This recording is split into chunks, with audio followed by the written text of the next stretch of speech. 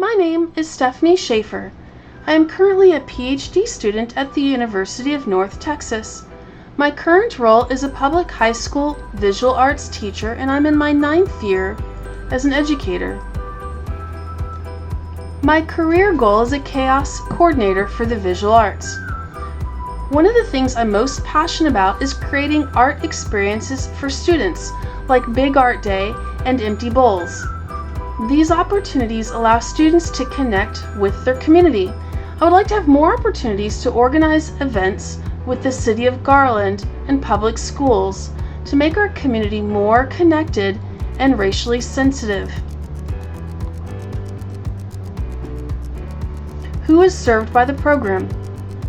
The Gifted and Talented program offers extended learning for their students. It covers the breadth and depth of instruction that can't be attained in a regular integrated classroom.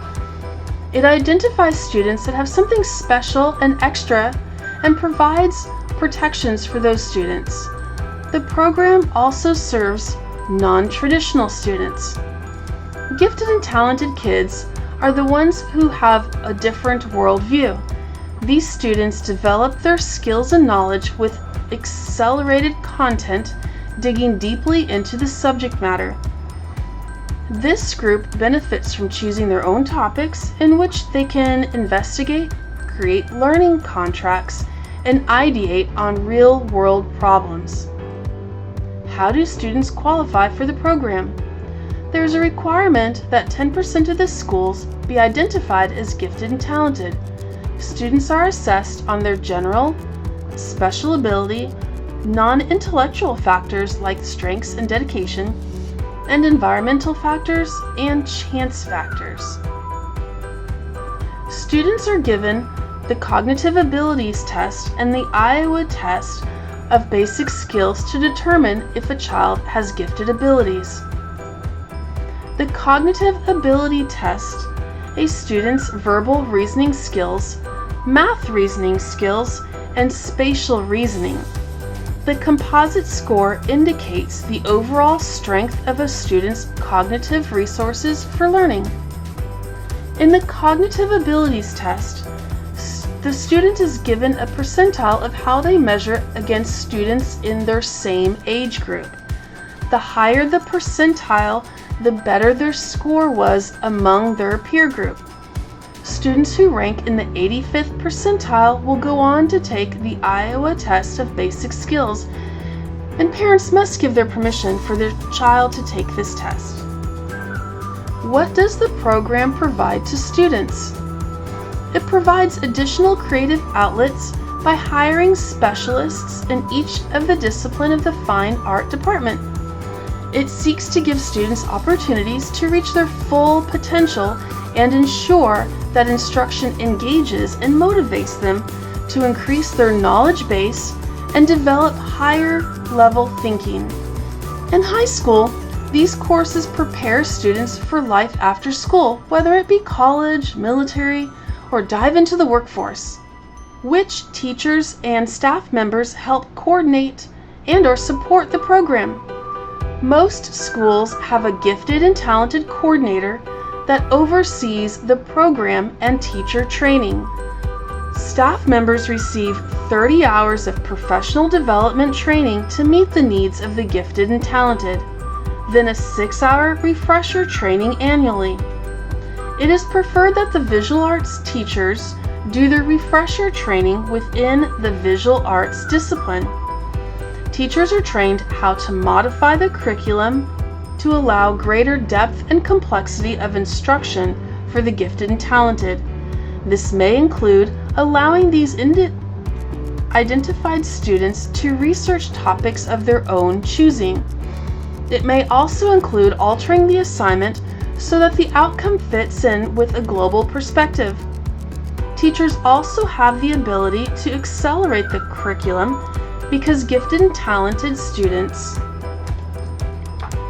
need a variety of ways to take in information.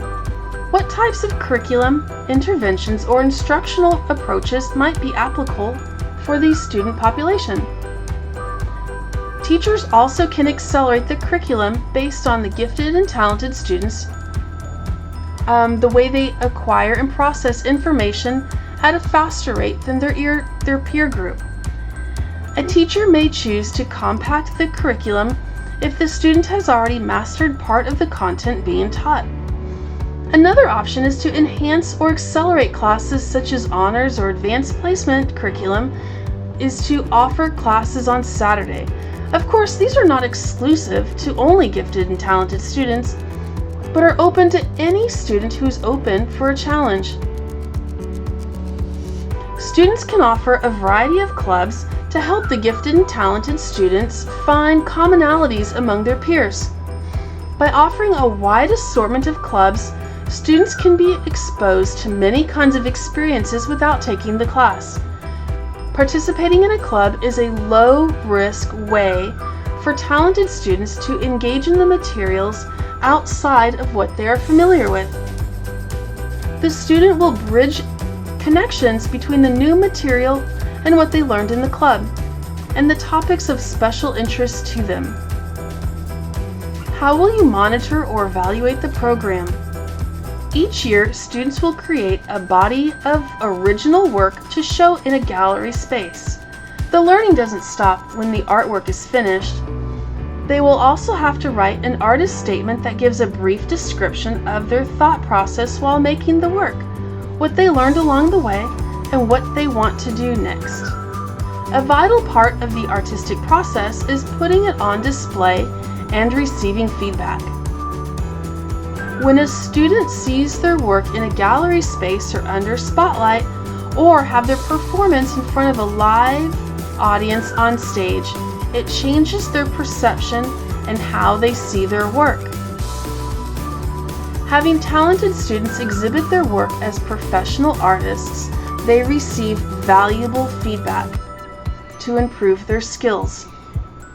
We are also teaching our students how to interact with the public when attending an art reception. They will also learn valuable skills about being a gracious winner when they are awarded placement during competitions. The work is accumulated in the student's visual art portfolio, which is later evaluated by college recruiters. This is an opportunity to engage with the community. Area businesses like restaurants and doctor's office will want to be able to display the students' artwork in their spaces.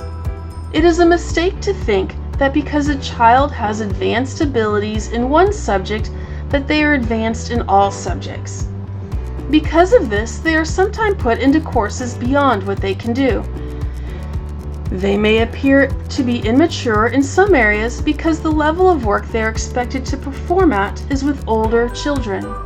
Many gifted students hold unrealistically high expectations of their own achievement, and they may overvalue their cognitive dimensions or view giftedness as an entitlement.